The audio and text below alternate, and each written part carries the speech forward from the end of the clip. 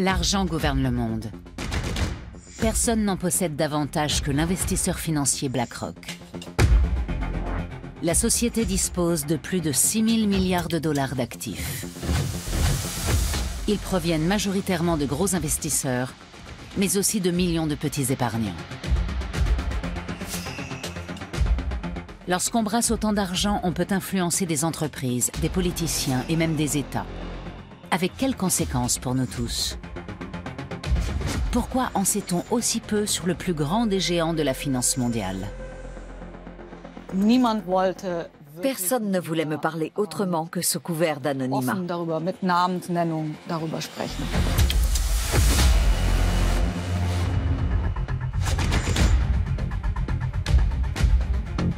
I think BlackRock is an extremely dangerous company.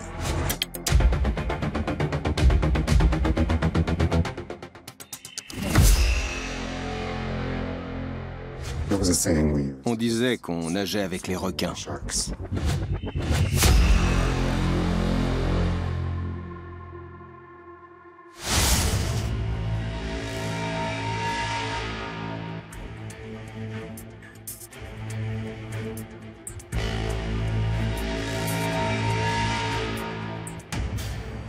Le siège de BlackRock, le plus grand investisseur financier du monde, se trouve sur la 52e rue à New York, en plein cœur de Manhattan.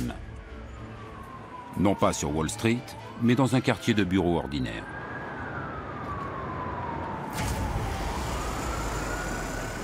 L'édifice est ouvert au public.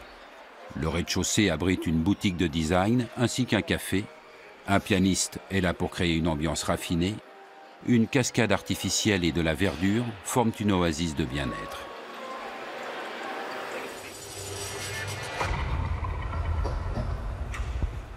Les bureaux de BlackRock se trouvent derrière cette imposante barrière. Le soir, les livreurs de repas se bousculent au portillon. Quand on travaille ici, on ne compte pas ses heures. Les affaires passent avant tout. À la tête de la société, Lawrence D. Fink, surnommé Larry.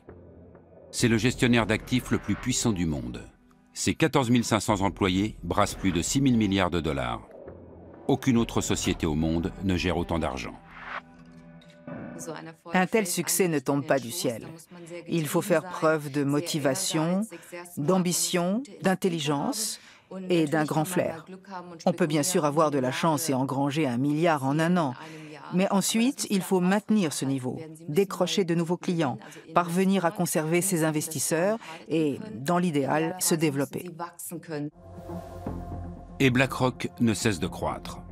Depuis son introduction en bourse en 1999, son cours est monté jusqu'à plus de 400 $. La première action que Larry Fink a tenue dans ses mains en valait à peine 14.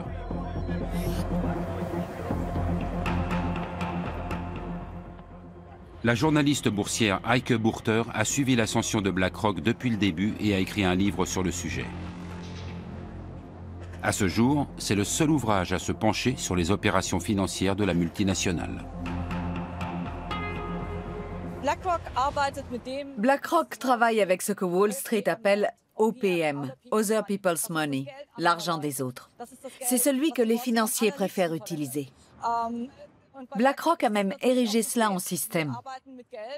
Il travaille avec l'argent de fonds de pension, d'assurance et de petits épargnants. Toute personne désireuse d'investir son argent peut s'adresser à BlackRock, qui va l'investir pour elle. Parmi les clients de BlackRock, on trouve de gros investisseurs, comme le fonds souverain norvégien ou le fonds de pension californien CalPERS. Les sommes placées se comptent souvent en milliards. À partir d'une dizaine de millions, BlackRock fournit un conseil personnalisé.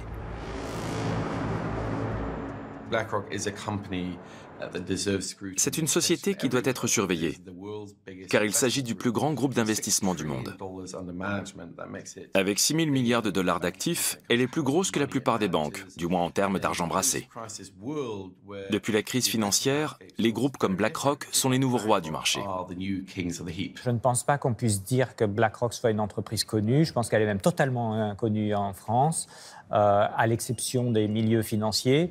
Et même dans les milieux économiques, les gens savent que c'est un investisseur important, qu'il est présent au capital de beaucoup d'entreprises, mais ils ne connaissent pas plus.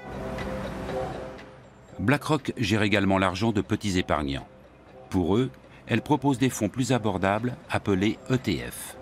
Vendus sous la marque iShares, ils constituent près d'un tiers des actifs de l'entreprise.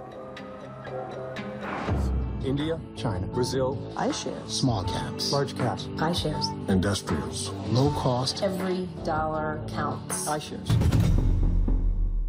BlackRock vante la grande diversification des risques de ses ETF, ce qui attire les petits épargnants échaudés par la crise. Mais certaines voix s'élèvent pour dire que la multinationale a trop d'argent, qu'elle domine les marchés et pourrait mettre en danger l'ensemble du monde financier si elle se retrouvait en difficulté. Larry Fink réfute cependant ces critiques. The reality is, the capital markets are the capital markets. I don't control the capital markets. The whole world controls the capital markets, all the participants. L'influence de Larry Fink sur les marchés est-elle réellement aussi faible qu'il le prétend? Il est permis d'en douter. Au cours de la décennie qui a suivi la crise financière de 2009, BlackRock est devenu le plus gros investisseur du monde, en grande partie grâce aux ETF.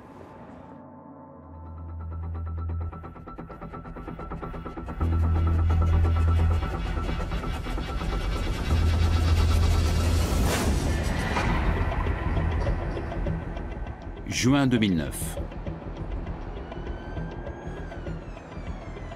Alors que la crise tient le monde entier en haleine, BlackRock rachète pour 13,5 milliards de dollars la filiale d'investissement de la banque britannique Barclays, ruinée. Une transaction colossale. Du jour au lendemain, BlackRock voit le montant de ses actifs doubler. Mais plus important encore, la société se lance dans la commercialisation d'ETF. Les ETF ont pris de l'ampleur après la crise.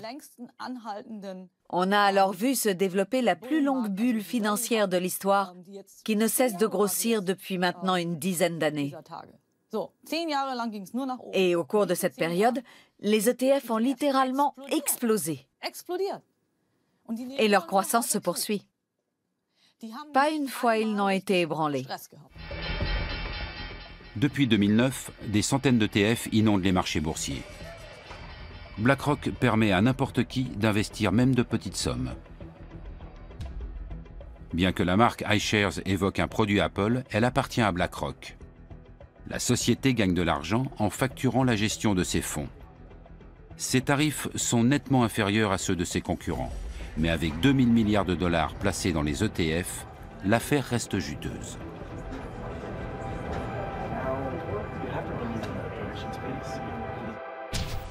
Le sigle ETF signifie Exchange Traded Funds, c'est-à-dire fonds négociés en bourse. Le principe est simple. On achète non plus des actions individuelles, mais la valeur d'un indice boursier.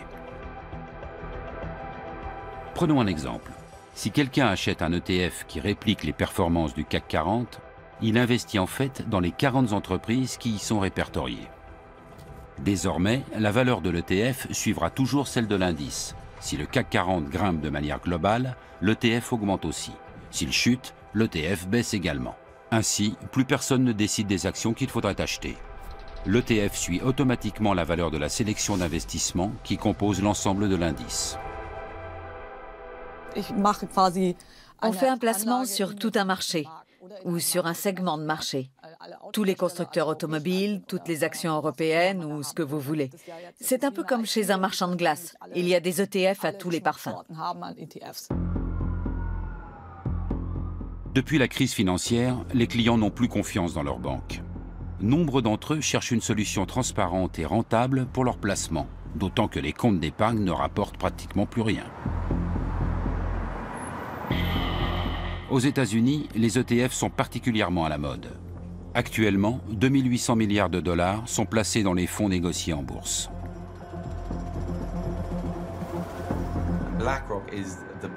BlackRock est le plus gros pourvoyeur d'ETF. Cela nous a permis à tous d'épargner à moindre coût. Mais l'énorme pression que cela a créée a contraint les gestionnaires d'actifs traditionnels à baisser leurs tarifs. L'an dernier, le prix de ces services est tombé à un niveau historiquement bas, 2 fois moins élevé qu'il y a 20 ans. Tout le monde a fait d'énormes économies. Mais l'euphorie suscitée par les ETF retombe soudainement en 2015 lorsqu'une légende de Wall Street s'en prend par surprise aux produits phares de BlackRock. Pour son coup d'éclat, l'investisseur en fonds spéculatif Carl Icahn choisit une émission télévisée dans laquelle le ton est généralement plutôt amical.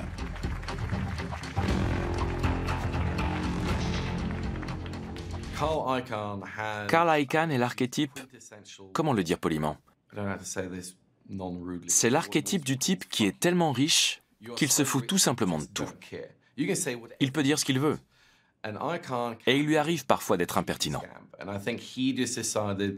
Je pense qu'il a simplement voulu piquer au vif Larry Fink, qui n'était pas vraiment habitué à ce qu'on lui rentre ainsi dans le lard. I think BlackRock is an extremely dangerous company. Okay, and I mean this. C'est un vieux loup de mer de Wall Street. On l'a souvent dit fini, mais il a toujours rebondi. On peut ne pas l'apprécier, mais c'est assurément quelqu'un qu'il ne faut pas trop sous-estimer. You get this party mobile, and everybody in the party in this mobile, and they're all on this party, they're all having a drink. And in the drink, they're all having this drink and having fun. And you know who's pushing that thing? They're pushing it. It's Larry Fink and Janet Yellen. Pushing that, and they're pushing the goddamn thing. Sur le ton de la plaisanterie, Carl Icahn accuse devant les caméras Larry Fink et Janet Yellen, alors présidente de la Réserve fédérale américaine, de prendre le risque d'une nouvelle crise financière. This party thing is going. Every once in a while, Janet wants to put the brakes on it. And Larry says, nah, let it go. And the people in the party are yelling, no, don't touch those brakes. Don't touch, this is fun. And they're moving toward this cliff, see? And the cliff is there. And this thing is going to go over this cliff. And you know what's going to destroy it? They're going to hit a black rock. That's right. That's what I'm saying. Un spécialiste de premier plan qualifie BlackRock de danger pour le monde de la finance. Son attaque va ternir l'image de l'investisseur financier. Y a-t-il vraiment trop d'argent placé dans ces ETF ?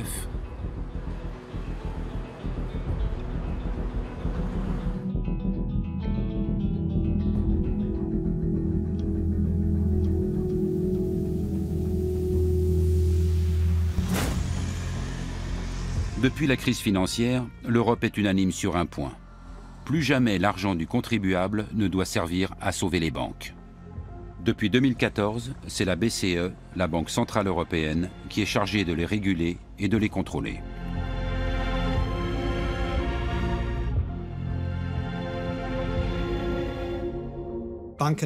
Les banques doivent posséder bien plus de fonds propres. Avant la crise, elles en avaient peut-être 8 ou 9% en moyenne. Aujourd'hui, dans la zone euro, elles en ont généralement entre 13 et 14%. C'est une moyenne. Les chiffres peuvent varier. Le siège allemand de BlackRock se situe non loin de la BCE. Gestionnaire d'actifs à l'échelle mondiale, la multinationale brasse aujourd'hui bien plus d'argent que la plupart des banques. Mais elle est nettement moins contrôlée.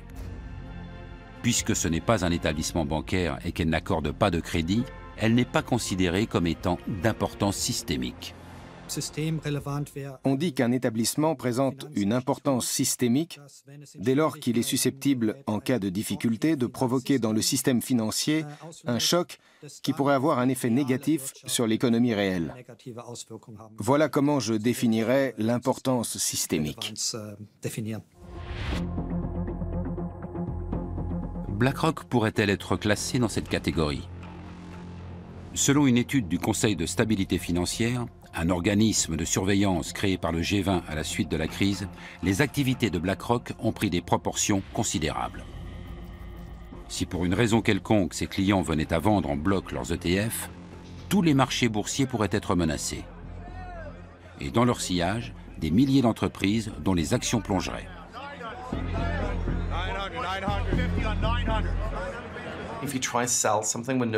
Si vous tentez de vendre quand personne ne veut acheter, le prix peut chuter très rapidement. La baisse se répercute alors sur l'ensemble des marchés. Et c'est l'effet boule de neige. On craint donc que les ETF s'avèrent dangereux sur certains marchés si les circonstances sont réunies. Et cette préoccupation est fondée. Avant la crise, il y avait plusieurs milliers de milliards d'ETF. Et tout allait bien. Ils se comportaient comme ils étaient censés le faire. C'est justement pour cette raison que les gens ont eu davantage confiance dans les ETF après la crise.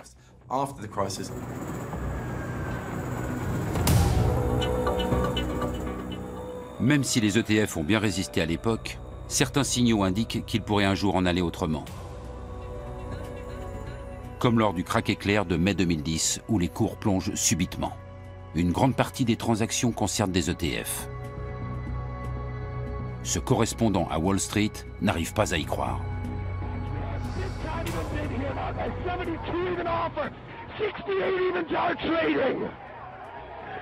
Guys, 70 even bid here now once again. 70 evens trade. 71 even bid here now with the 72 evens are trading. Un camion vous fonce droit dessus. Il accélère. Vous devez alors évaluer s'il parviendra à freiner avant d'arriver sur vous ou s'il va simplement vous écraser. Vous devez prendre une décision. Après quelques minutes, le cauchemar prend fin. Les cours remontent aussi vite qu'ils ont chuté. Aujourd'hui encore, on ne sait pas vraiment ce qui s'est passé ce 6 mai 2010. Mais une chose est sûre, les ETF étaient particulièrement impliqués. Alors que se passerait-il si tout le monde voulait les vendre? Qui sauverait le système?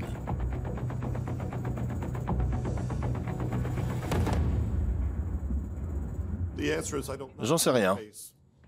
En l'absence d'un régulateur, cela pourrait devenir problématique, car personne ne serait là pour les tirer d'affaire. S'ils étaient adossés à une banque, elle interviendrait sans doute. Mais un établissement non bancaire, lui, n'en aurait pas les moyens. Une simple société de gestion ne dispose pas de suffisamment de fonds propres.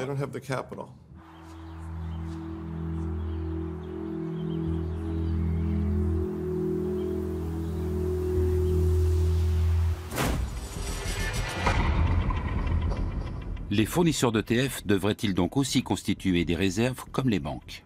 Ils disposeraient alors de moins d'argent pour spéculer et de moins de possibilités de faire des profits. Un scénario cauchemardesque pour les gros gestionnaires d'actifs comme BlackRock. Pour ne rien arranger, une étude internationale réalisée par des universitaires et publiée juste après enflamme la discussion sur l'importance systémique de BlackRock. L'un des auteurs enseigne à l'université McGill de Montréal. Je ne sais pas si notre étude prouve son importance systémique. En tout cas, elle indique que nous devons repenser le problème de la stabilité des marchés financiers. Il ne faut plus seulement réguler les banques, que l'on sait réglementer car on connaît très bien les risques qu'elles peuvent présenter, mais aussi les autres instituts financiers. L'étude s'intitule sobrement « Qui a peur de BlackRock ?» Les résultats n'ont a priori rien d'extraordinaire. Dès que BlackRock investit sur les marchés avec ses ETF, on constate un net retrait des autres investisseurs. Visiblement, la simple présence de la multinationale inquiète les autres gestionnaires financiers. L'explication est explosive.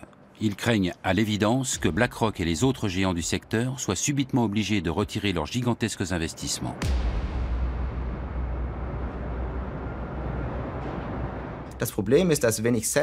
Le problème, c'est que si mes investisseurs viennent me voir pour me dire que la valeur de leur portefeuille a chuté et qu'ils voudraient récupérer leur argent, je dois revendre leurs actions alors même que leur prix est à la baisse. C'est-à-dire au moment le plus défavorable. Tout le monde à la bourse craint une telle situation. Le sauve-qui-peut général tant redouté ne se ferait pas attendre. Un tel mouvement de panique pourrait alors s'avérer d'importance systémique. Les cours plongeraient, les investisseurs perdraient des milliards et les sociétés cotées subiraient d'énormes pertes. Le système imploserait. Les géants comme BlackRock emporteraient tout dans leur chute. Et qui sera là pour récupérer les ETF? Qui les achètera s'ils sont en train de plonger? Qui? Quand il n'y a plus personne, le marché plonge. On peut toujours dire que ça n'arrivera jamais. C'est en tout cas ce qu'affirme BlackRock.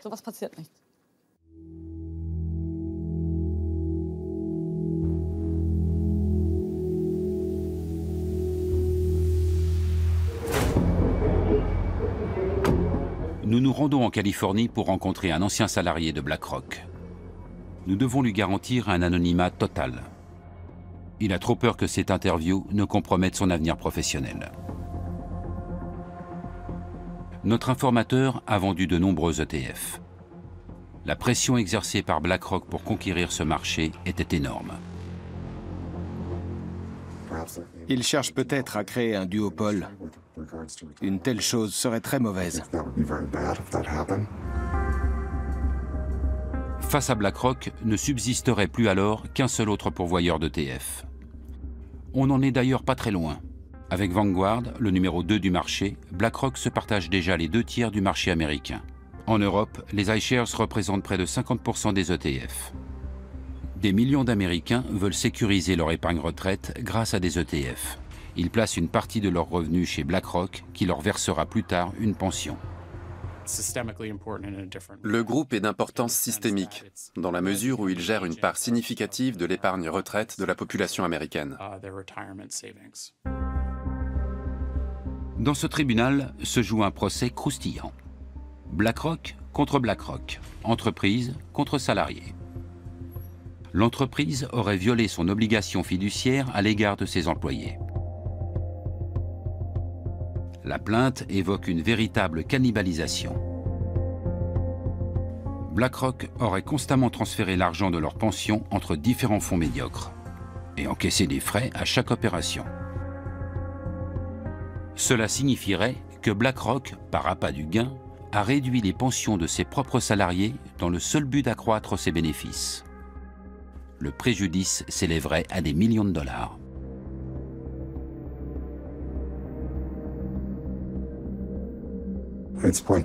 Il est probable que BlackRock fera traîner la procédure encore des années et que je ne touche finalement pas un centime. J'estime que BlackRock a manqué à son obligation fiduciaire. Si elle avait pris ses responsabilités au sérieux, elle aurait dû être plus transparente sur son barème tarifaire. Le gros risque qu'ils courent, c'est de voir leur réputation entachée. Une grosse fraude qui saperait la confiance dans leur gestion serait bien plus dommageable pour eux qu'un problème financier.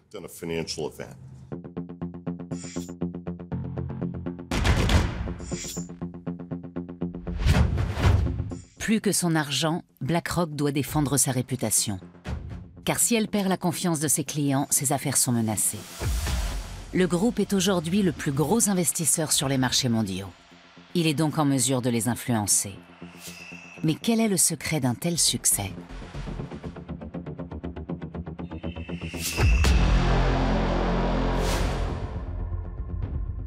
BlackRock est actionnaire de milliers de sociétés. Apple, Microsoft, Facebook, Shell. L'entreprise a placé ses fonds partout. Et même si cet argent est un simple prêt de ses clients, Larry Fink et ses gestionnaires peuvent en disposer à leur guise. Larry Fink a créé un écosystème comparable à celui d'une banque. Le groupe gère et génère beaucoup d'argent. Dès qu'il investit dans un nouveau secteur, les cours de la bourse grimpent immédiatement. Il pèse si lourd qu'il influence le marché. En Allemagne, BlackRock est un gros actionnaire dans les 30 plus grandes entreprises du DAX. Il en va de même en France, où la multinationale possède de larges parts dans les sociétés du CAC 40 comme Airbus, Renault ou L'Oréal. BlackRock est la cheville ouvrière des marchés financiers. C'est chez elle et chez les autres gros investisseurs institutionnels que les investisseurs américains et du monde entier placent leur épargne retraite. Ces groupes investissent pour nous. Ils sont les intermédiaires qui garantissent nos pensions et le bon fonctionnement des marchés. Ils ont une grande responsabilité.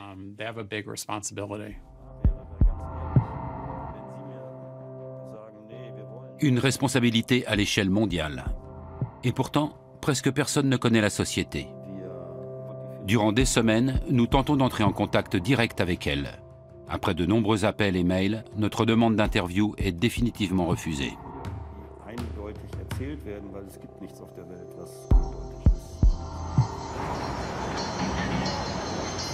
La journaliste Heike Burter en a elle aussi fait l'expérience. Depuis bientôt 20 ans, elle écrit sur Wall Street pour diverses rédactions. Mais au cours de ses recherches pour son livre sur BlackRock, elle s'est heurtée à un énorme mur de silence. Oui, en effet. Et quelque chose m'a surprise. Même parmi les gens extérieurs à BlackRock, ceux qui y avaient travaillé autrefois, qui espéraient y entrer un jour ou qui collaboraient simplement avec la société, personne ne voulait me parler autrement que sous couvert d'anonymat.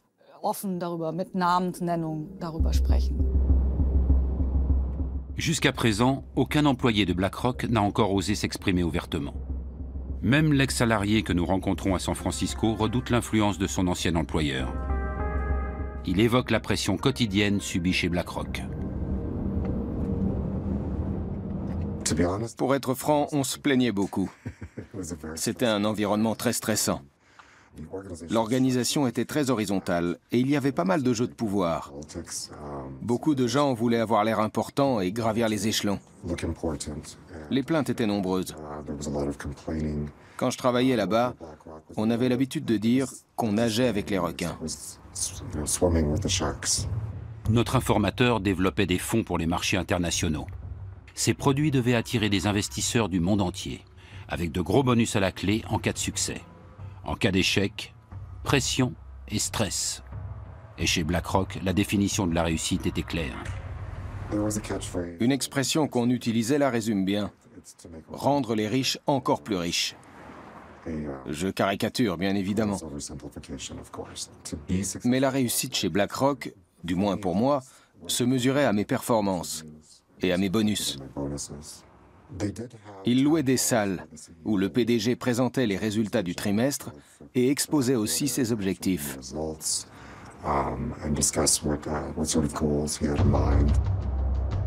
Ce qui se passe à l'intérieur de la société ne fuite presque jamais. Suivant l'adage, discrétion est mère de confiance. Mais qu'est-ce que BlackRock a de plus que les autres ?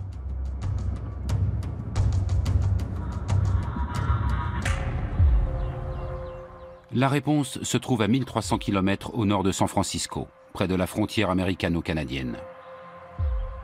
Wenatchee est une petite ville de 30 000 habitants.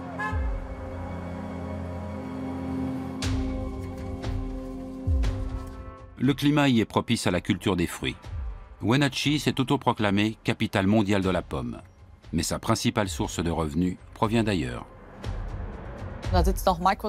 Microsoft, Yahoo et d'autres y sont implantés car le barrage de Rocky Ridge leur fournit de l'électricité relativement bon marché.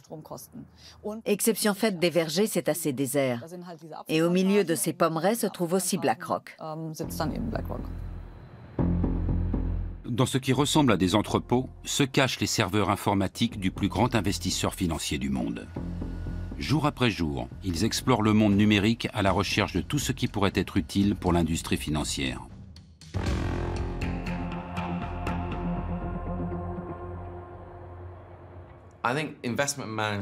La gestion de placement est grandement tributaire de l'information et elle utilise donc bien plus de données que d'autres secteurs. Pas seulement les chiffres du PIB, du chômage ou du cours de la bourse, mais aussi les images satellites, les données de cartes bancaires, etc. Toutes ces empreintes numériques que nous laissons dans l'économie numérique, les gestionnaires d'actifs s'en emparent et les anonymisent au maximum avant de les utiliser pour réaliser des transactions et surveiller les risques. Et dans ce domaine, Larry Fink a une longueur d'avance. Le moindre mouvement boursier, la déclaration la plus anecdotique d'un ministre, tout est enregistré par les ordinateurs de BlackRock. La popularité des actions sur les réseaux sociaux sert également à évaluer la valeur des placements. Et tout cela sans intervention humaine. BlackRock a développé son propre programme d'analyse surnommé Aladdin. Une intelligence artificielle qui prend de nombreuses décisions toute seule. C'est évidemment le système qui est à la base de la gestion de risque, qui est la spécialité de BlackRock et qui permet effectivement de faire ce type d'investissement avec des coûts faibles. Dans le conte, le garçon des rues, Aladdin, avec un seul dé, s'enrichit avec l'aide d'un génie. Chez BlackRock, c'est le système informatique Aladdin avec 2 dés qui enrichit l'entreprise. Le programme réalise chaque semaine 200 millions de calculs afin de conseiller ou déconseiller certains placements. Prenons un exemple. BlackRock veut savoir si cela vaut la peine d'accorder des prêts immobiliers dans une région donnée.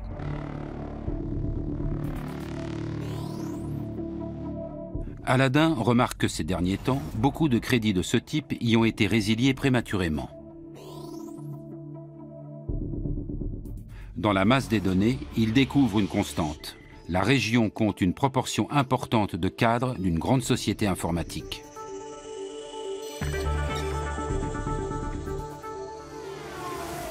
Le problème, c'est qu'ils sont souvent mutés. Alors BlackRock dit, sachant cela, nous n'allons pas investir dans des hypothèques ici, parce que si les gens déménagent souvent, elles nous reviendront quasiment à chaque fois.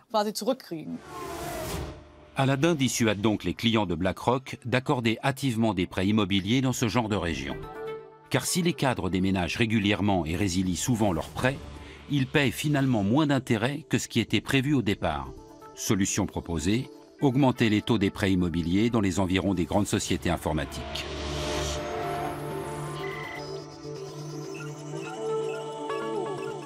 Mais Aladdin rapporte encore plus d'argent à BlackRock dans bien d'autres secteurs.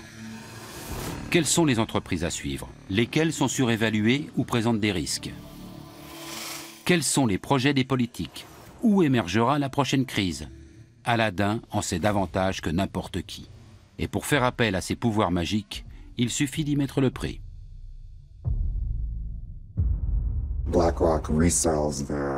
BlackRock conditionne les informations qu'elle collecte en fonction des besoins et les revend à de très grosses entreprises qui pourront ainsi gérer leurs propres actifs. En fait, Aladdin est une plateforme de gestion des risques. Aladdin est la clé de tout. BlackRock vantait déjà son pouvoir dans une vidéo promotionnelle en 2013. La banque de données y est ouvertement présentée comme un outil presque omniscient.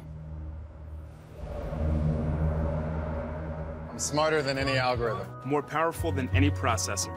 Because I am Aladdin. Because I am Aladdin. A new kind of intelligence. For a new world of investing. Aujourd'hui, Aladdin brasse pas moins de 18 000 milliards de dollars. Vous m'avez bien entendu. C'est presque autant que le PIB des États-Unis. Les Américains travaillent une année entière pour réunir cette somme qui, quotidiennement, au moment où nous parlons, passe par Aladdin.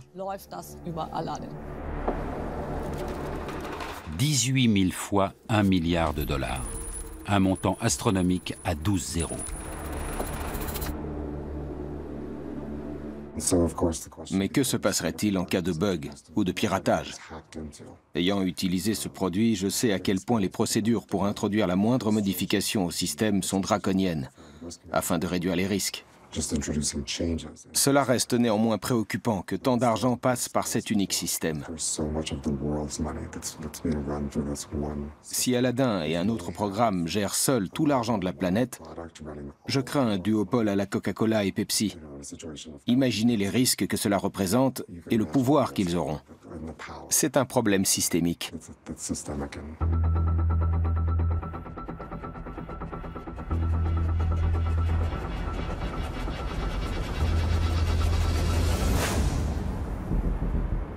À la fin des années 1970, il n'y a pas de meilleur endroit que Wall Street pour gagner de l'argent rapidement. Pour devenir célèbre, on va à Hollywood.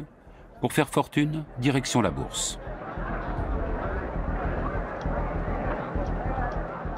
Le jeune Lawrence D. Fink, alors âgé de 23 ans, n'a aucune velléité d'acteur. Sa maîtrise en administration des affaires immobilières en poche, il quitte Los Angeles pour se rendre à New York.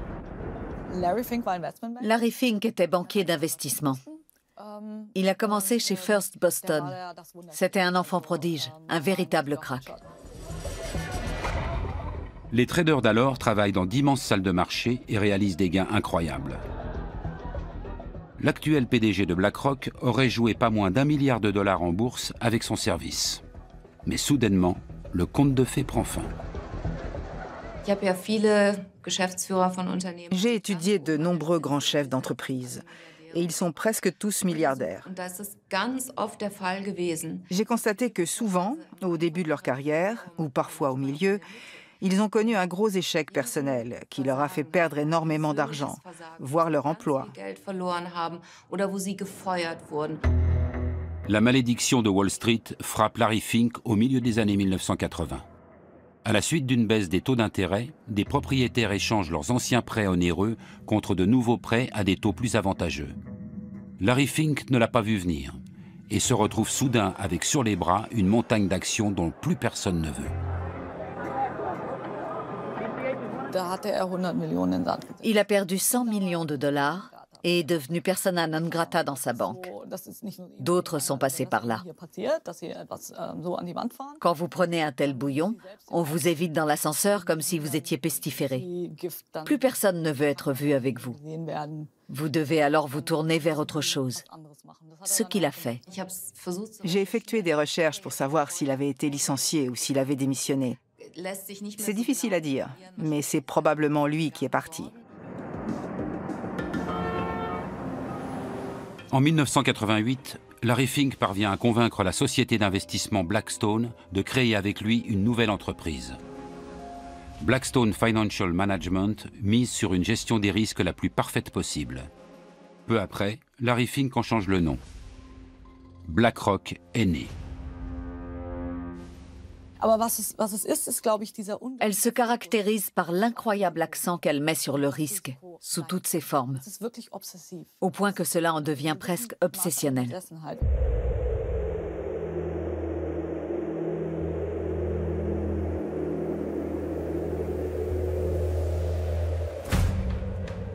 Davos, sismographe des risques et des opportunités de l'économie mondiale.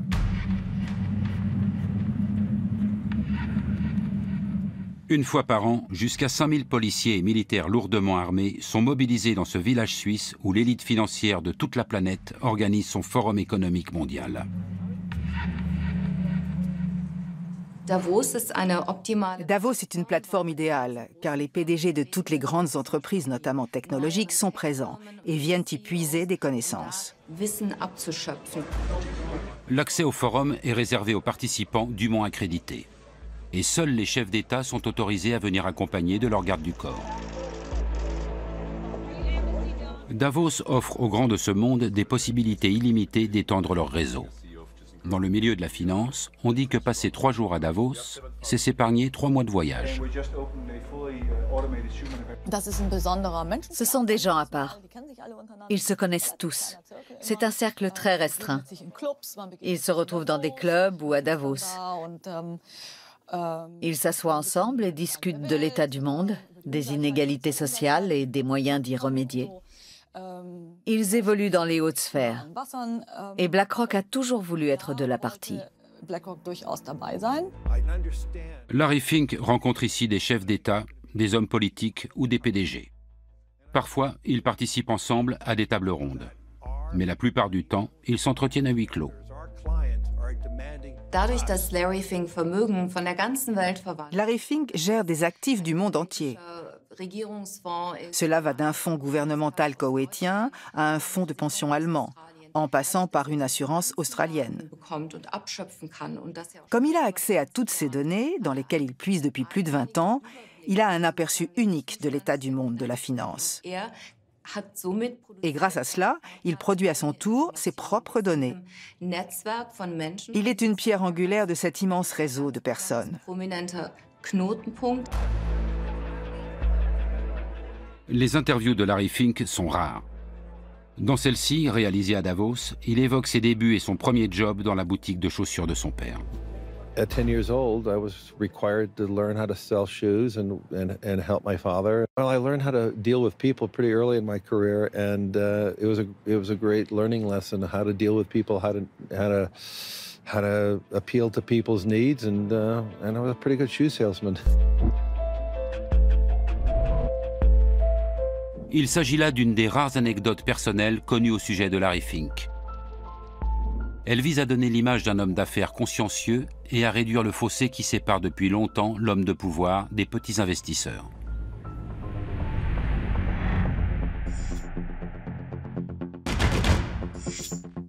Malgré un incident de carrière, le PDG de BlackRock est aujourd'hui l'un des hommes les plus influents du monde de la finance. Il doit avant tout son ascension au logiciel d'analyse des risques Aladdin, qui offre à BlackRock un avantage considérable en termes de connaissances. On ignore ce qui est réellement stocké dans cette base de données. Quoi qu'il en soit, Aladdin prend de lourdes décisions en matière d'investissement à l'échelle mondiale. L'utilisation de ce programme pose la question de l'influence qu'il confère à BlackRock sur notre société.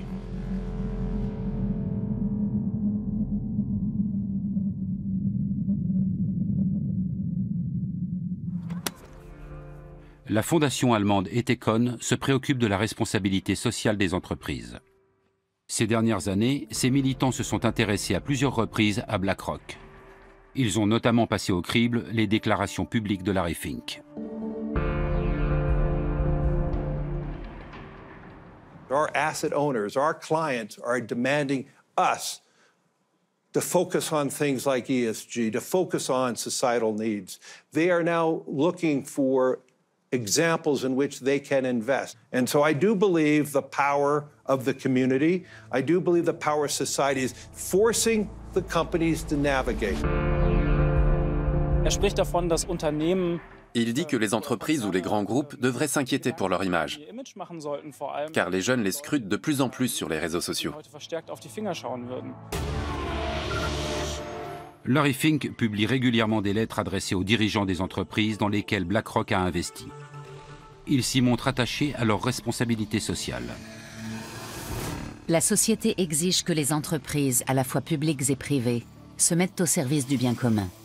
Pour prospérer sur le long terme, toute entreprise doit non seulement produire des résultats financiers, mais également montrer comment elle apporte une contribution positive à la société. C'est le discours à la mode actuellement. Mais pour moi, il ne s'agit que de blabla idéologique. Il se présente comme un visionnaire et un philanthrope, alors qu'il sait pertinemment ce que font ces entreprises, notamment Rheinmetall. Rheinmetall est l'un des plus gros fabricants d'équipements militaires d'Europe. Basé à Düsseldorf, le groupe vend des armes dans le monde entier. La fondation Ethicon a donc décerné à la société et à ses investisseurs un prix négatif, le Black Planet Award. En tant qu'actionnaire important, Larry Fink est nommément cité. Par l'intermédiaire de BlackRock, il investit dans de gros groupes, en particulier ceux dont les marges bénéficiaires sont les plus attrayantes. Même s'il sait très bien que ces entreprises s'enrichissent grâce à d'épouvantables guerres civiles, comme celle qui déchire en ce moment le Yémen. Il investit également dans des entreprises qui gagnent de l'argent en détruisant la nature.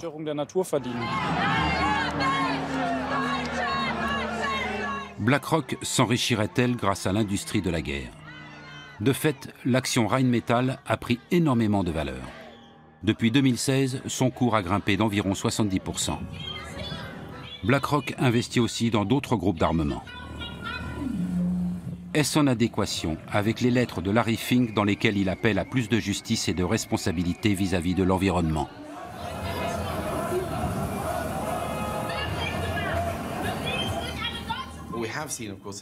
Larry Fink aime bien envoyer chaque année sa lettre aux dirigeants d'entreprise pour leur donner ses directives. Mais comme le Financial Times et d'autres journaux l'ont déjà fait remarquer, ce discours ne correspond pas toujours à ce que disent les gestionnaires de fonds de BlackRock au conseil d'administration des entreprises. En d'autres termes, les déclarations d'intention de Larry Fink n'ont rien à voir avec la réalité. BlackRock privilégie les investissements les plus rentables et non les plus éthiques. Comme avec Rheinmetall, qui continue de vendre des armes à l'Arabie Saoudite par l'intermédiaire de filiales, et ce, malgré l'interdiction d'exporter décrétée par le gouvernement allemand. Et peu importe si le régime saoudien torture ses ressortissants et assassine les journalistes indésirables. On l'a notamment vu avec l'affaire Jamal Khashoggi. Peu après, une conférence devait avoir lieu en Arabie Saoudite et de nombreux chefs d'entreprise ont dû reconsidérer leur participation.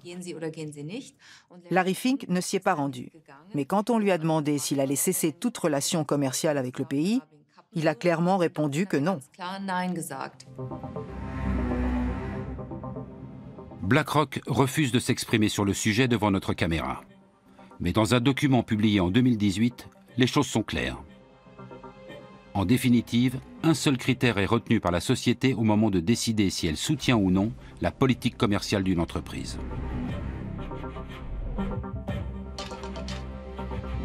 Nous voterons contre la direction si l'entreprise ne réagit pas ou ne semble pas agir dans l'intérêt à long terme des actionnaires. BlackRock reconnaît donc indirectement faire pression sur les entreprises lorsque les affaires ne vont pas comme prévu. Dans ce même document, la société indique également qu'elle souhaite promouvoir des critères ESG, c'est-à-dire environnementaux, sociaux et de gouvernance. Mais elle ajoute: les critères ESG sont souvent mal compris et on croit qu'ils impliquent de tenir compte des valeurs sociales et politiques dans le processus d'investissement. Il n'en est rien.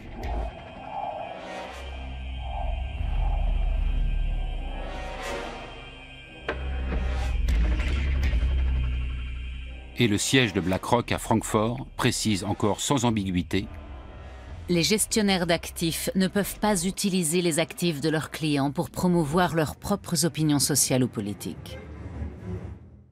BlackRock n'intervient pas dans les décisions d'ordre moral, mais s'ingère dans les autres aspects de la vie de l'entreprise. Son influence va-t-elle au-delà des votes lors des assemblées générales annuelles? Disons que BlackRock investit au capital d'une entreprise pour le compte d'un fonds privé et qu'elle détient dès le départ 5, 10 ou 15% des parts, ainsi qu'un siège au conseil d'administration. Dans ce cas, en effet, elle s'impliquera plus activement, car c'est dans son intérêt de favoriser et de développer une nouvelle entreprise. Parfois, ça peut rapporter gros. Même les plus importants PDG des grands pays industrialisés ont pu le constater. Un article du magazine d'affaires allemand Wirtschaftswoche a enquêté sur l'influence de BlackRock sur ses dirigeants. Johannes Tyson, patron de l'entreprise allemande E.ON, résume ainsi: le département gouvernance d'entreprise de BlackRock rencontre ces entreprises, mais ces sociétés elles aussi cherchent à les rencontrer. C'est une réalité.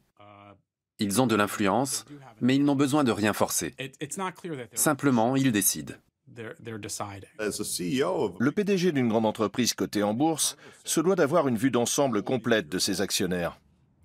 Il a intérêt à ce qu'il s'agisse en majorité de gros fonds d'investissement plutôt que d'une multitude de petits actionnaires ou de fonds spéculatifs. Mieux vaut avoir de gros joueurs qui possèdent 5 ou 7% de vos parts avec leurs clients parce que ça vous apporte de la stabilité.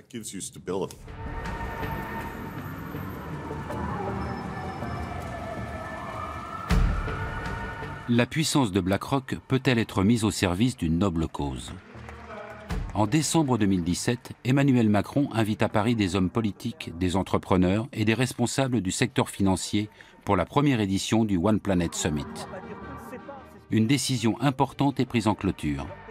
Avec le soutien de la France et de l'Allemagne, BlackRock devra développer un fonds censé investir, par exemple, dans les industries durables en Afrique. L'approche de ce projet a été faite à travers effectivement la rencontre entre Larry Fink et le président Macron. Le souhait à la fois de Larry Fink était de s'engager à la demande de ses clients sur des projets d'investissement verts. Et le président Macron est à l'initiative de cette plateforme d'engagement que rejoignent beaucoup d'acteurs du secteur privé et des acteurs de la finance. Larry Fink demande ensuite au président français de lui ouvrir le marché des pays en développement, officiellement pour sauver le climat. Mais on peut aussi penser que la France et l'Allemagne aident tout simplement BlackRock à conquérir de nouveaux marchés et à gagner des investisseurs supplémentaires. On lui propose de sortir de sa zone de confort. Et comme il ne connaît pas particulièrement les géographies des pays du Sud, notamment Afrique, les deux agences de développement, que ce soit la KfW ou l'AFD, sont pour lui un partenaire essentiel pour maîtriser le risque. Aucun projet n'a encore été concrétisé. Une chose est néanmoins sûre. Le fonds ne devrait pas investir dans les pays très pauvres, mais uniquement dans les marchés en expansion. la volonté de BlackRock de quitter sa zone de confort pour sauver le climat a visiblement ses limites. D'autant que le groupe continue d'engranger de l'argent avec des entreprises peu soucieuses de protéger l'environnement. Cette contradiction entre parole et acte a donné lieu à de nombreux actes de protestation. Larry Fink se fait régulièrement épingler pour ses investissements dans les énergies sales comme le charbon, le pétrole ou le gaz. We're here in New York City today outside of BlackRock headquarters to give Larry Fink the only award that he really deserves, an award recognizing him as a climate fraud.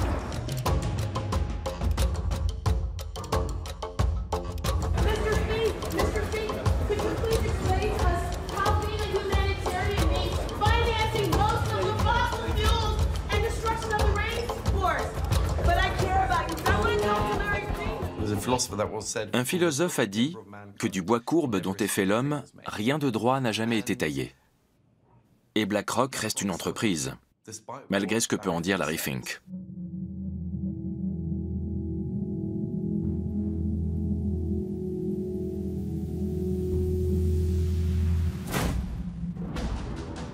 La mainmise de BlackRock grandit à chaque nouvel investissement.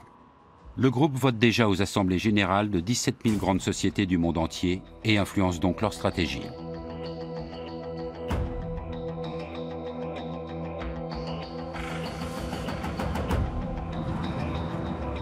Pour le chercheur Martin Schmaltz, c'est une bonne raison d'étudier scientifiquement l'influence de l'investisseur financier.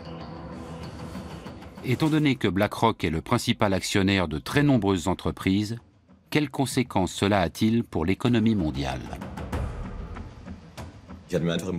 J'imaginais que Bill Gates était l'actionnaire majoritaire de Microsoft, de même que Steve Jobs ou Tim Cook chez Apple, ou encore Mark Zuckerberg chez Facebook, comme la presse peut le laisser entendre. Mais il s'avère qu'il n'en est rien. J'ignorais totalement que dans ces sociétés, les plus gros actionnaires sont non pas les fondateurs, mais Vanguard, BlackRock ou d'autres investisseurs de ce type.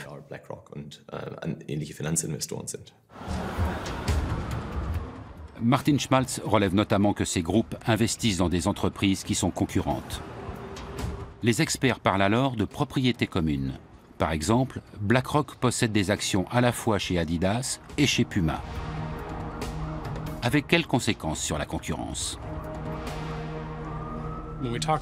La propriété commune, c'est le fait que les gros actionnaires possèdent des parts dans pratiquement toutes les entreprises du monde. On craint que cela réduise la concurrence. Et en effet, les sociétés grossissent, elles diminuent en nombre et elles dominent certains secteurs. Mais on ignore si cela est dû aux investisseurs institutionnels. Afin d'en savoir plus, Martin Schmaltz et ses collègues ont analysé le marché du transport aérien américain. Il s'avère que les prix des billets des grosses compagnies ont parfois augmenté jusqu'à 11% sous l'influence de la propriété commune.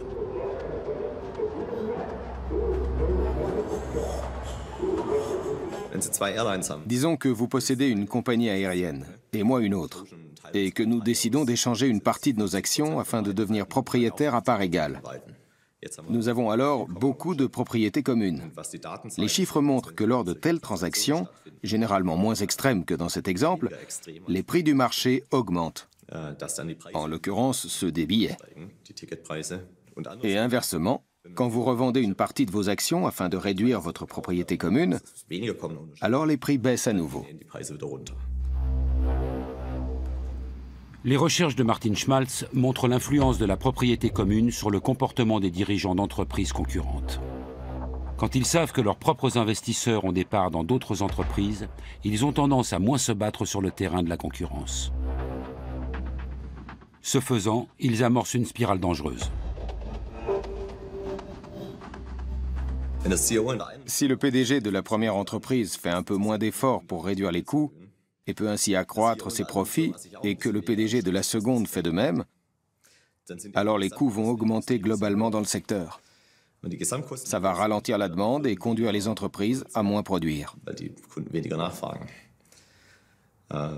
Quand les entreprises produisent moins, les prix des produits sont plus élevés, du simple fait que moins d'offres fait monter les prix. On peut donc se retrouver dans une situation paradoxale où les marges augmentent dans le secteur, alors même que l'effort de réduction des coûts est moindre. Cette étude a fait grand bruit dans le monde entier. Même la célèbre université de Berkeley surveille cette nouvelle menace qui plane sur la concurrence. Celle-ci, si Martin Schmaltz a raison, ne serait plus en péril uniquement en cas d'accord direct sur les prix.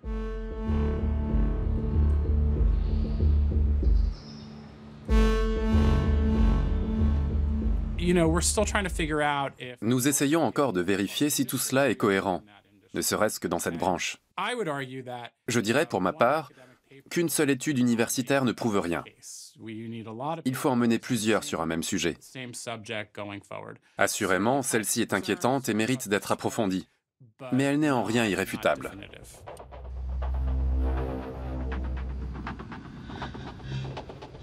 Martin Schmaltz a également étudié le secteur bancaire américain.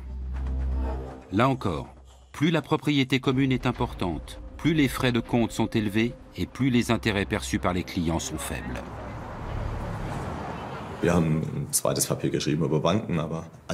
Nous nous sommes penchés sur les banques, mais d'autres se sont intéressés aux prix pratiqués par les grands groupes de semenciers et ont, là aussi, montré les effets de la propriété commune. Une demi-douzaine d'études indiquent que la propriété commune influence la faculté d'innovation des entreprises. Le sujet fait débat parmi les scientifiques. Les médias s'en emparent aussi, car il fait l'effet d'une bombe. Un monde où les grands groupes financiers limiteraient sévèrement la concurrence serait préjudiciable à l'ensemble des économies nationales.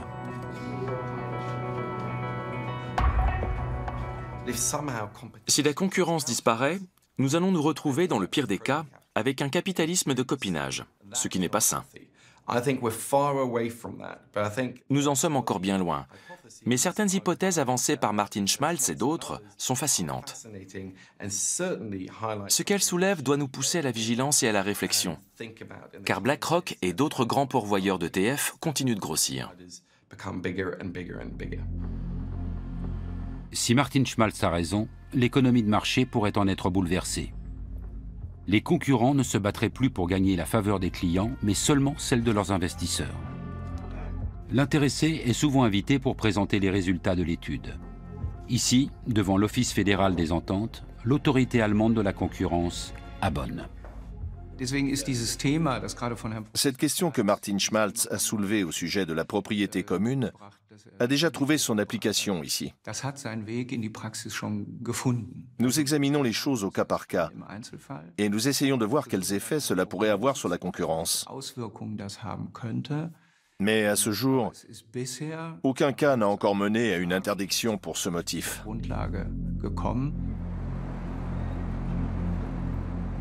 BlackRock et les autres investisseurs financiers ne tiennent pas à ce que le contrôle des achats d'actions soit renforcé. Rien d'étonnant à cela. D'après les spécialistes, les 3 plus gros fonds d'investissement seraient actionnaires majoritaires dans 90% des 500 plus grandes entreprises américaines. La propriété commune est donc la règle et non l'exception.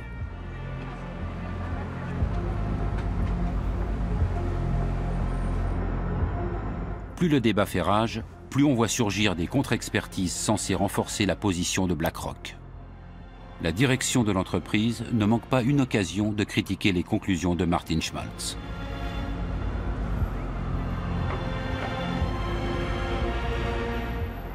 Afin d'examiner les dangers potentiels de la propriété commune pour l'économie, la Commission fédérale du commerce a organisé une audition à New York en novembre 2018. Les allégations de l'économiste allemand menacent les intérêts de BlackRock. La réponse des représentants de la direction de l'investisseur n'en est que plus cinglante. One of the suggested remedies for common ownership is to limit portfolios to one company per sector. In that case, virtually all diversified portfolios would no longer be viable. This engagement plays an important role in the corporate accountability chain, which has value not just for shareholders, but for society as a whole. En clair, BlackRock lutterait pour le bien-être de la société et le professeur d'Oxford aurait commis de nombreuses erreurs. Sa compétence scientifique est explicitement remise en cause.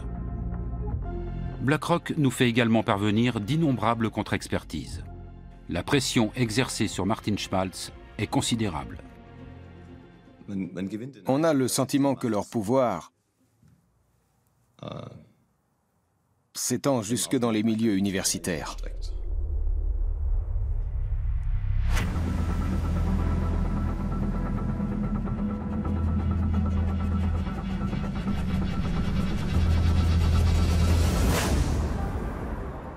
Dans le quartier de Wall Street, personne ne doute de l'impact significatif de BlackRock sur les marchés. Mais comment l'entreprise est-elle devenue si puissante en si peu de temps?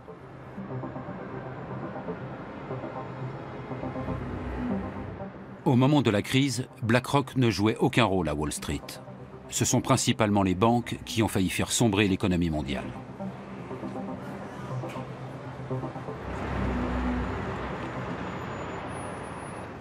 En septembre 2008, la banque d'investissement américaine Lehman Brothers fait faillite, ébranlant dans son sillage le système financier mondial. L'une des tâches les plus urgentes consiste alors à déterminer la gravité réelle de la situation pour les divers instituts bancaires. Sur quels titres toxiques ont-ils spéculé? Quelle est l'ampleur des dégâts? Qui peut répondre à ces questions? Et surtout, à qui peut-on encore se fier?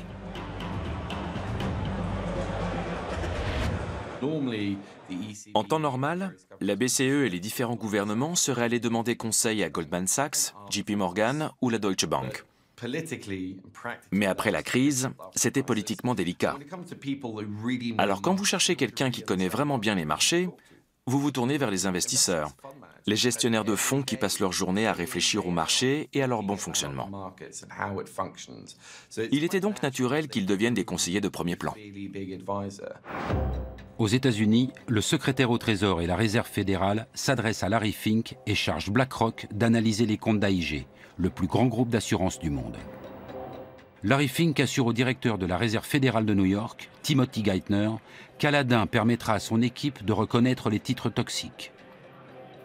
Le programme informatique de BlackRock devient la bouée de sauvetage de la Réserve fédérale, totalement démunie. Aucun appel d'offres n'est réalisé. Ces projets ne s'obtiennent pas sans relation. Bien sûr, ils sont annoncés. Mais avec BlackRock, étonnamment, on fait souvent valoir qu'il fallait aller vite, trouver quelqu'un en urgence. Le contrat suivant ne tarde pas à venir. Le président américain Barack Obama et Timothy Geithner doivent sauver Citigroup. Personne ne sait exactement combien de créances douteuses détient la banque. BlackRock entre dans son calculateur toutes les informations et les données concernant le géant bancaire. Résultat, le gouvernement américain alloue à ce dernier des milliards de dollars d'aide publique.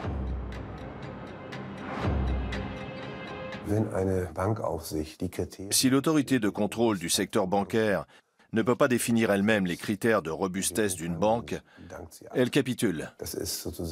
Cette connaissance privilégiée ne peut et ne doit être développée que par ce gendarme lui-même.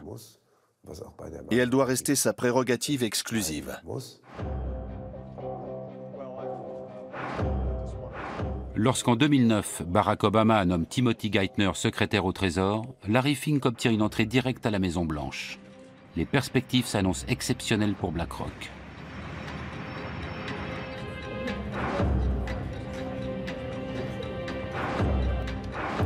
À mesure que ses liens avec la Réserve fédérale et le secrétaire au Trésor se renforcent, de nouveaux domaines d'activité s'ouvrent pour BlackRock, désormais chargé de tester la résistance des banques américaines.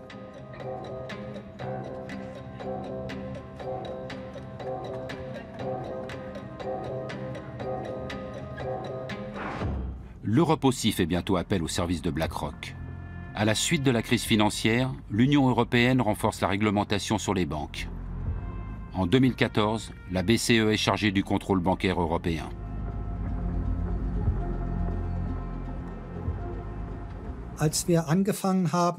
Lorsque nous avons mis cela en place en 2014, nous avons rapidement dû procéder à une évaluation complète de l'ensemble du système bancaire.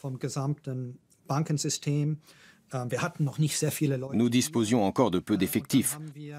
C'est pourquoi nous avons aussi sollicité l'aide de consultants externes pour nous aider à mettre tout cela sur pied.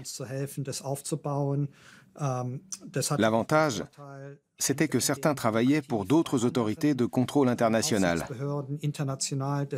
Nous avons donc pu intégrer les bonnes pratiques de chacun d'entre eux.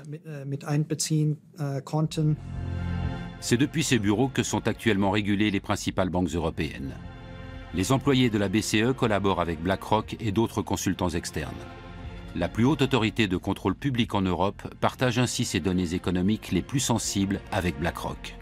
Larry Fink ne risque-t-il pas de se servir de ces informations pour son propre compte? On s'assure évidemment que les consultants que nous avons choisis mettent en place des Chinese Walls pour dissocier clairement leur activité de conseil pour nous de la gestion qu'ils opèrent pour leurs propres clients. C'est parfaitement normal dans une banque d'investissement. Et s'il s'avérait que quelqu'un mélangeait un peu les genres, il serait renvoyé sur le champ.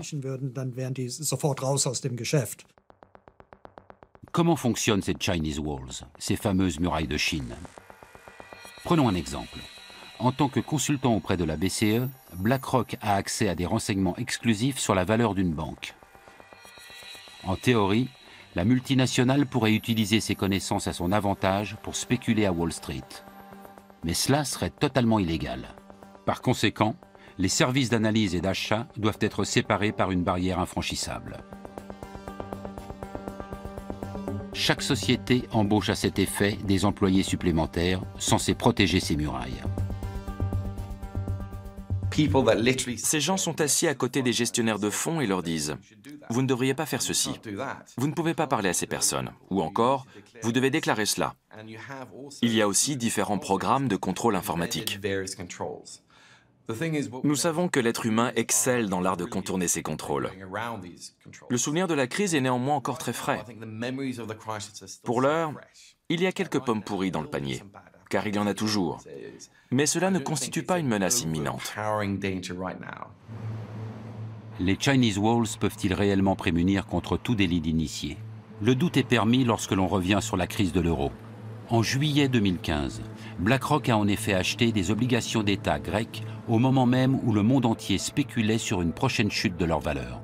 Ce que presque personne ne savait à l'époque, c'est que BlackRock venait d'éplucher les comptes des banques grecques à la demande de la BCE. BlackRock a-t-elle utilisé illicitement ces informations? Peu de temps après, la faillite de la Grèce a été évitée et les primes de risque sur les obligations d'État grecques ont chuté, ce qui s'est avéré rentable pour la multinationale. Pour sa défense, BlackRock rappelle qu'elle est une société réglementée. L'équipe de consultants indépendants qu'elle a montée en 2008 est, dit-elle, strictement séparée des services d'investissement, y compris physiquement. En outre, elle est régulièrement soumise à des contrôles techniques et opérationnels.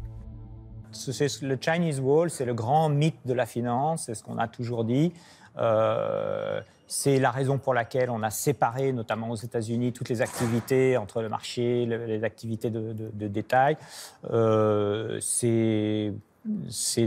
En général, ça fonctionne un certain temps. Et puis, comme dans toutes les murailles, il y a toujours des trous par lesquels les choses peuvent passer. En Grèce, le groupe américain éveille à nouveau les soupçons.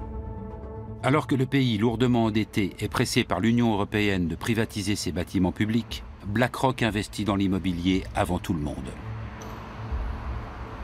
C'est l'ancien banquier Paskalis Bouroris qui organise la privatisation pour le compte de l'État. Peu de temps après, il obtient un poste de direction dans la succursale grecque de BlackRock. Pour la BCE, les conseils d'une société de fonds financiers sont chers, même avec les Chinese Walls. Mais elle espère reprendre bientôt son indépendance. D'année en année, au fil des tests de résistance, le rôle des consultants s'est amenuisé. Il est fort probable que d'ici 2020, nous ne fassions plus appel à aucun d'entre eux et que nous utilisions notre propre expertise.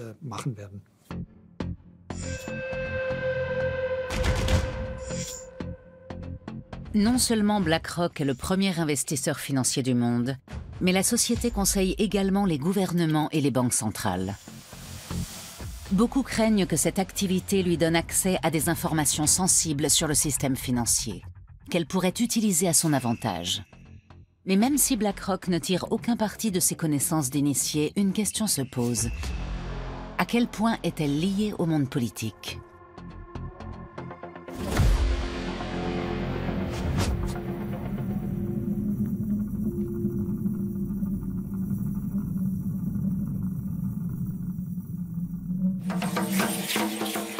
Avec 127 millions d'habitants, le pays d'origine des Aztèques est le 10e pays le plus peuplé du monde. Son PIB par habitant est pratiquement équivalent à celui de la Chine. Malgré les problèmes qu'il connaît, le Mexique aiguise donc les appétits. Notamment celui de BlackRock. Depuis 2008, le groupe américain investit massivement dans ce pays.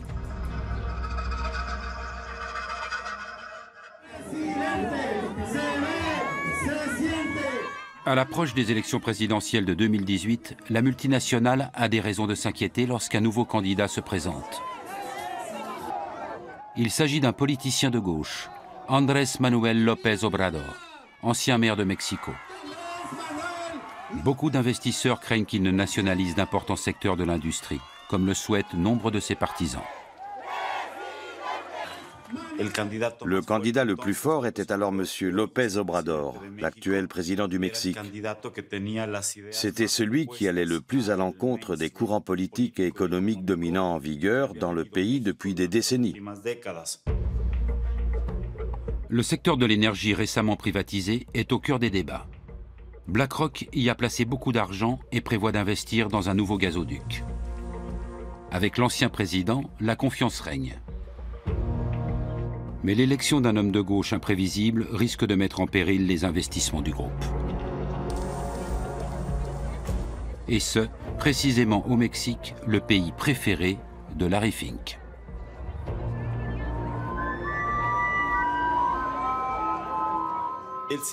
Il a toujours eu une relation privilégiée avec le Mexique. Il a souvent répété qu'il aimait ce pays. Et une chose est sûre, BlackRock a investi plus de 60 milliards de dollars dans divers fonds au Mexique. Le contraste ne pourrait être plus grand. Alors que BlackRock brasse des milliers de milliards de dollars à travers le monde, le modeste siège du parti de López Obrador se situe dans un quartier populaire de Mexico. C'est de ce bâtiment que le politicien mène sa campagne. Son quartier général n'a d'ailleurs pas bougé depuis.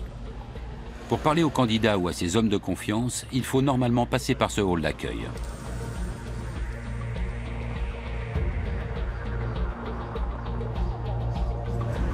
Larry Fink en est toutefois dispensé lors de sa venue en mai 2018. Avec d'autres gestionnaires financiers, il a le privilège de rencontrer le politicien de gauche dans un hôtel de luxe.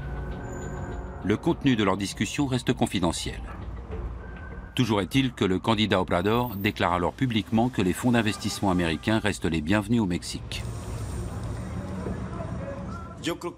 Je crois que cette rencontre a été, et j'insiste sur ce point, une marque de confiance. Ça allait bien au-delà d'une simple démonstration de bonne volonté. Peu de temps après, López Obrador est élu à la tête du pays. Le peuple attend de lui qu'il combatte la corruption et la criminalité en pleine explosion. Mais beaucoup veulent aussi renationaliser des secteurs de l'économie privatisés dans lesquels BlackRock a placé des milliards. Cependant, après sa victoire électorale, le nouveau président n'en parle plus et il n'en reparlera sans doute plus jamais. Car aucun dirigeant mexicain ne peut se passer de l'argent de gros investisseurs étrangers comme BlackRock. La probabilité que le président Obrador confisque ou chasse les capitaux étrangers investis au Mexique dans le secteur de l'énergie est nulle, pratiquement nulle, pour une simple question de survie. Aucun organisme international, que ce soit le FMI, la Banque mondiale ou la Banque de développement, ne prêterait de l'argent au Mexique pour compenser ces sommes.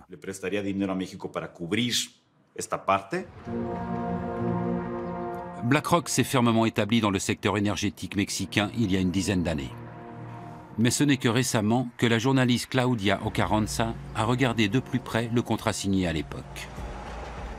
Avec peu de moyens, elle enquête sur les lobbies pour le compte de l'organisation non gouvernementale PODER.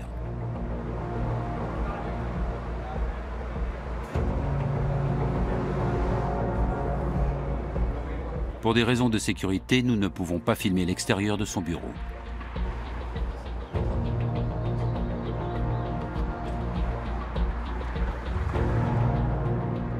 Au cours de ses investigations, la journaliste a découvert un réseau de relations entre les milieux politiques et économiques au sein de l'élite dirigeante du Mexique. Un nom revenait sans cesse, celui de BlackRock. Depuis 2011, des personnalités importantes du pays entretiennent des relations étroites avec le groupe financier. Pour commencer, BlackRock a engagé le fils de Carlos Slim. Le premier entrepreneur du Mexique, à l'époque l'homme le plus riche du monde, était en très bons termes avec la multinationale. Peu après, BlackRock a engagé Gerardo Rodríguez Regordosa. Alors secrétaire d'État aux finances, il s'était prononcé en faveur de la privatisation des entreprises publiques, ce qui allait dans le sens de son futur employeur, BlackRock. En 2015, Larry Fink a rencontré le président de l'époque, Enrique Peña Nieto, au sujet de la compagnie pétrolière publique Pemex. Pues no sabemos exactamente qué fue lo que pasó ahí, pero on ne sait pas exactement ce qui s'y est dit, mais il existe un mémorandum d'entente entre BlackRock et Pemex. Il n'est donc pas difficile de comprendre à quoi a servi cette réunion. Pemex, qui était une entreprise publique, est devenue une entreprise semi-publique. Cela signifie que son capital a été ouvert aux investisseurs privés nationaux ou étrangers. Claudia Ocarranza a eu accès au mémorandum. Il prévoit la création d'un bureau d'études commun à BlackRock et Pemex, ayant pour but de soutenir leur collaboration dans des projets énergétiques au Mexique. Le contrat proprement dit, qui contient tous les détails, reste à ce jour confidentiel. Officiellement, car il s'agirait d'un secret commercial et que cela pourrait menacer la relation entre BlackRock et Pemex, ainsi que la concurrence. Aujourd'hui encore, on ignore quel est le pourcentage maximal que BlackRock peut détenir dans une entreprise énergétique, ou quelles sont ses obligations en termes d'investissement. On n'en sait toujours rien. Mais la journaliste est parvenue à découvrir certains détails. BlackRock a accès à de gros projets énergétiques comme le gigantesque gazoduc Los Ramones. Avec un partenaire, la multinationale a injecté 900 millions de dollars pour développer cette infrastructure qui va relier le centre du Mexique au site de production de gaz de schiste au Texas. C'est le début d'une série d'investissements considérables dans le secteur énergétique mexicain. Malgré le changement de gouvernement et l'arrivée d'un président de gauche, BlackRock consolide toujours davantage son influence.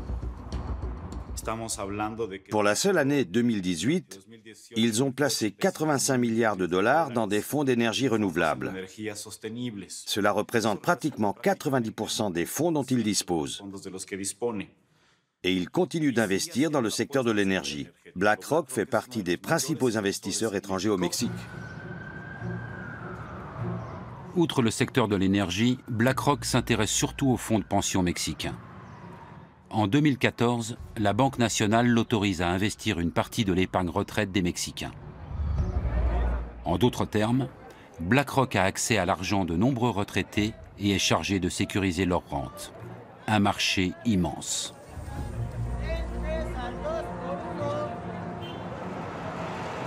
L'autorisation émane de la Commission nationale du système d'épargne pour la retraite, la CONSAR. Et ce, bien qu'un gestionnaire de BlackRock soit alors poursuivi pour délit d'initié. Même si les charges retenues contre lui ont été par la suite abandonnées, Claudia Ocarranza est convaincue que légalement, aucun contrat n'aurait dû être signé avec une entreprise contre laquelle des poursuites étaient engagées. Et ce n'est pas tout. Dans quoi BlackRock investit-elle mon argent? Pourquoi la CONSAR n'oblige-t-elle pas ses gestionnaires de fonds à révéler ces informations? La journaliste ne cesse de découvrir de nouveaux liens. C'est Isaac Portnoy qui aurait signé le contrat lucratif pour BlackRock. Auparavant, il travaillait justement pour la CONSAR, chargée de valider l'accord. Après quelques années chez BlackRock, Portnoy est ensuite allé chez Pemex, la société avec laquelle BlackRock a investi des milliards dans le secteur mexicain de l'énergie. La boucle est bouclée.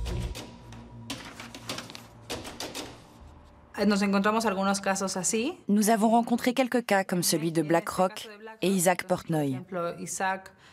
Il est important de préciser que nous n'avons aucune preuve que celui-ci ait fait quoi que ce soit d'illégal. Mais nous savons qu'il siégeait à la CONSAR, qui réglemente les fonds de pension au Mexique. Un cas classique de pantouflage. Des personnalités importantes issues d'institutions publiques ou politiques se retrouvent chez BlackRock. Et inversement, en fonction des besoins.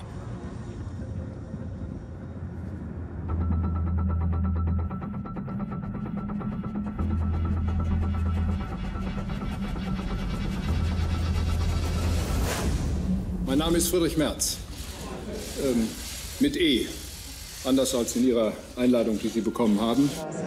Lorsque la chancelière allemande Angela Merkel annonce en 2018 vouloir quitter la présidence de la CDU, un ancien haut responsable politique pose sa candidature pour lui succéder. Friedrich Merz, ancien président de groupe de la CDU au Bundestag, est entre-temps devenu président du conseil de surveillance chez BlackRock.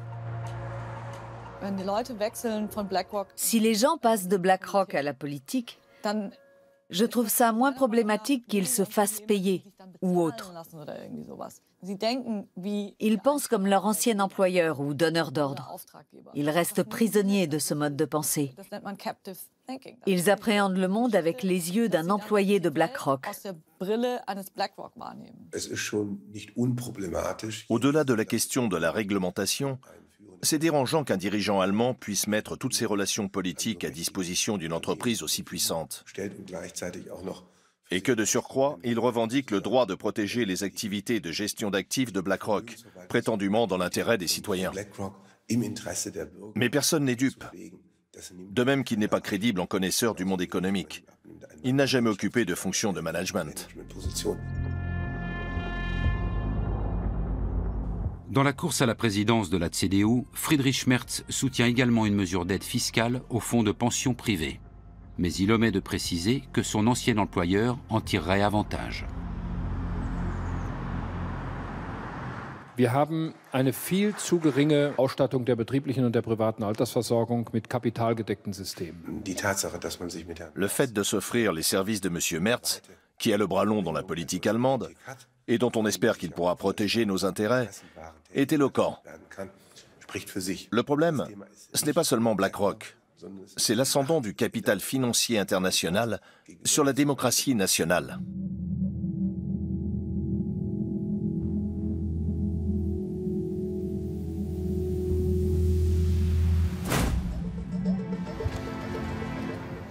En France, 5 mois après l'élection présidentielle de 2017, une rencontre mémorable a lieu à l'Élysée. Emmanuel Macron invite des investisseurs, au premier rang desquels figure Larry Fink, le PDG de BlackRock.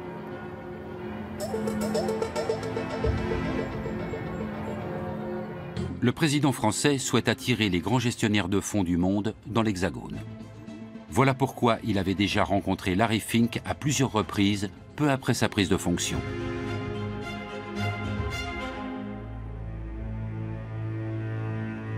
Aujourd'hui comme alors, les entretiens ont lieu à huis clos. Macron ne veut aucune caméra. Après, je pense qu'il est intimement convaincu, et je pense qu'il a raison de l'être, du fait qu'il faut être proche de ces gens-là, en tout cas en matière de business, pour parvenir à les faire s'installer sur le territoire français ou simplement y faire des investissements. Parce que ce qu'ils cherchent à attirer aussi, c'est l'argent, c'est les fonds. Emmanuel Macron veut favoriser les privatisations en France. À cet effet, le président de la République a créé une commission dont l'un des membres n'est autre que le patron de BlackRock France, Jean-François Cirelli. Cet ancien conseiller du président Chirac a aussi fait de Gaz de France l'une des plus grandes compagnies énergétiques du monde. Et tout comme Friedrich Merz en Allemagne, il ne cesse de réclamer un recours accru aux fonds spéculatifs pour l'assurance vieillesse.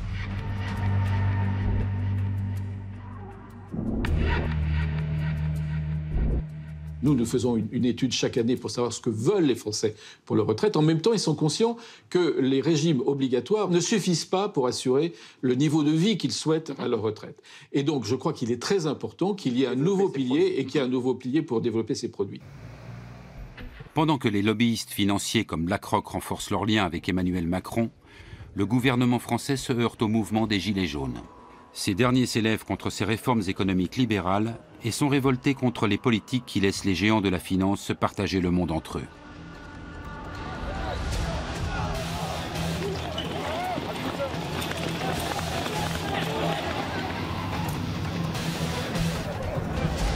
Du tout, donc ce sont des gens qui sont en protestation par rapport au système.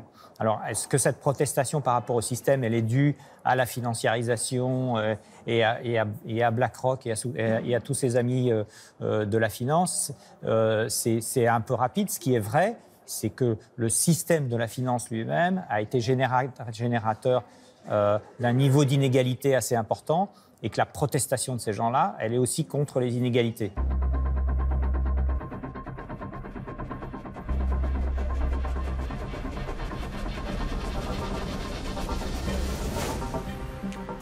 En Allemagne aussi, la résistance face au monde de la finance s'organise. De plus en plus de citoyens se sentent menacés.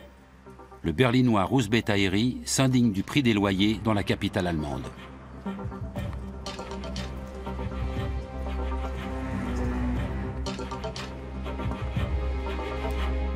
Il est particulièrement révolté par l'influence des investisseurs financiers au sein de l'entreprise immobilière Deutsche Wohnen.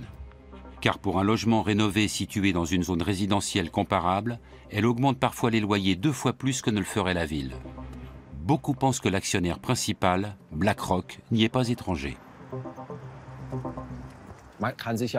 Difficile de croire qu'une entreprise milliardaire comme BlackRock, ou plus exactement multimilliardaire, délaisse un tel investissement. Ils font ce qu'ils veulent.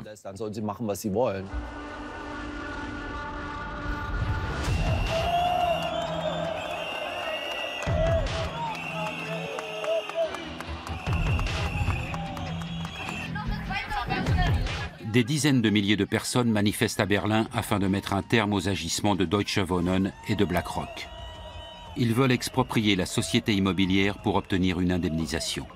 BlackRock perdrait alors l'un de ses plus gros objets d'investissement en Allemagne.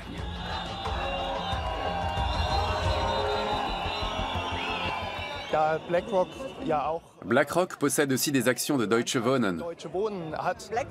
Mais elle doit détenir près de 10% des parts. Ils préfèrent préserver leurs dividendes plutôt que d'entretenir les logements. Ils sont aussi chez Vonovia et dans toutes les grandes entreprises. BlackRock a tout intérêt à ce que les loyers augmentent. Russ Bettairy a déjà récolté 70 000 signatures en faveur de l'expropriation. La colère contre les spéculateurs et les augmentations éhontées des loyers est si grande que le monde politique est bien obligé de prendre son initiative au sérieux.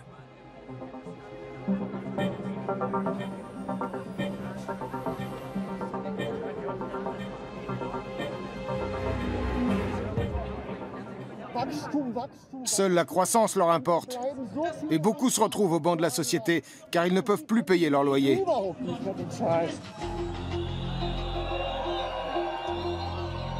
La pression de la rue a déjà fait bouger les choses.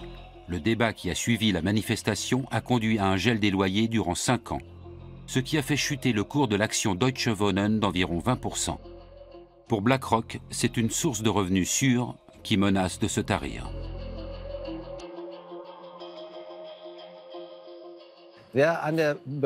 Quand on spécule en bourse, qui plus est sur le sort des locataires, on peut aussi perdre. Les petits actionnaires doivent également le savoir. Je n'ai absolument aucun état d'âme à porter préjudice à de gros investisseurs institutionnels comme BlackRock. Ils ont suffisamment nui à la société. Aucune autre société ne brasse autant d'argent que BlackRock. Elle a le bras long en politique et influence même des gouvernements. Mais personne n'en parle. Les gestionnaires de Larry Fink doivent faire passer l'éthique après les perspectives de profit. Plus le pouvoir des investisseurs grandit, plus la question se pose. Faut-il avoir peur de BlackRock? La taille de la multinationale pourrait-elle provoquer une crise financière mondiale? Et surtout, peut-on encore arrêter BlackRock?